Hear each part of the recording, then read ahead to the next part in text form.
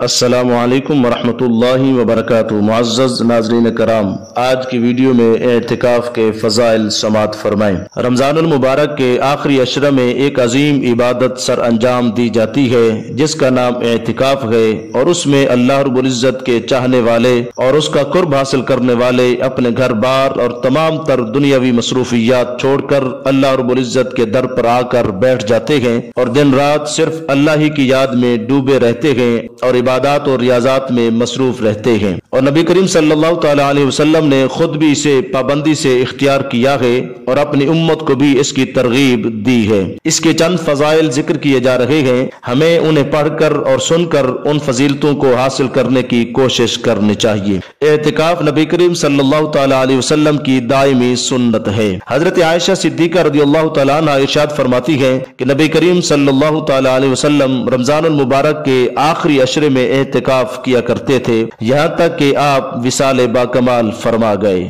اس حدیث سے معلوم ہوا کہ رسول اللہ صلی اللہ تعالی علیہ وسلم کس قدر پابندی کے ساتھ اعتکاف فرمایا کرتے تھے۔ چنانچہ آپ صلی اللہ تعالی علیہ وسلم نے مدینہ منورہ تشریف لانے کے بعد کبھی بھی اعتکاف کو ترک نہیں فرمایا۔ حضرت ابن شہاب رحمہ اللہ تعالی علیہ ارشاد فرماتے ہیں کہ لوگوں پر تعجب ہوتا ہے کہ وہ اعتکاف کو کیسے چھوڑ دیتے ہیں، حالانکہ نبی کریم صلی اللہ تعالی علیہ وسلم کسی کام کو کبھی کرتے اور کبھی ترک کر دیتے تھے، لیکن آپ صلی اللہ تعالی علیہ وسلم نے مدینہ طیبہ میں تشریف لانے کے بعد تادم وصال کبھی اس کو ترک نہیں کیا۔ اور صرف 10 دن ہی نہیں، آپ صلی اللہ تعالی علیہ وسلم سے تو رمضان المبارک کے پورے مہینے کا اعتکاف کرنا بھی ثابت ہے۔ چنانچہ حضرت ابو سعید خدری رضی اللہ تعالیٰ عنہ روایت کرتے ہیں کہ نبی کریم صلی اللہ تعالی علیہ وسلم نے رمضان المبارک کے پہلے عشرے میں اعتکاف فرمایا، پھر درمیانی عشرے میں بھی ترکی خیموں میں اعتکاف فرمایا، پھر خیمے سے سر مبارک نکال کر ارشاد فرمایا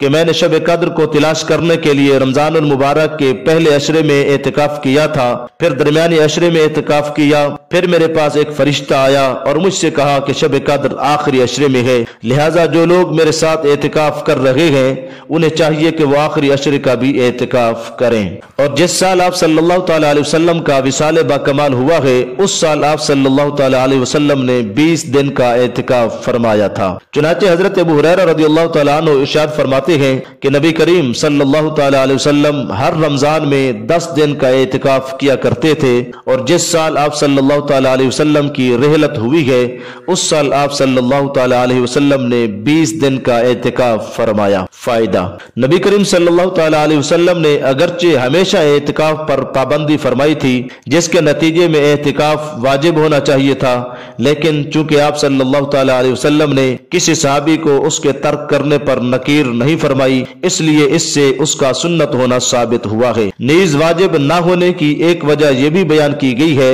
کہ آپ صلی اللہ تعالی علیہ وسلم نے اپنی حیات مبارکہ میں ایک مرتبہ اسے ترک بھی فرما دیا ہے۔ وما توفیقی الا باللہ۔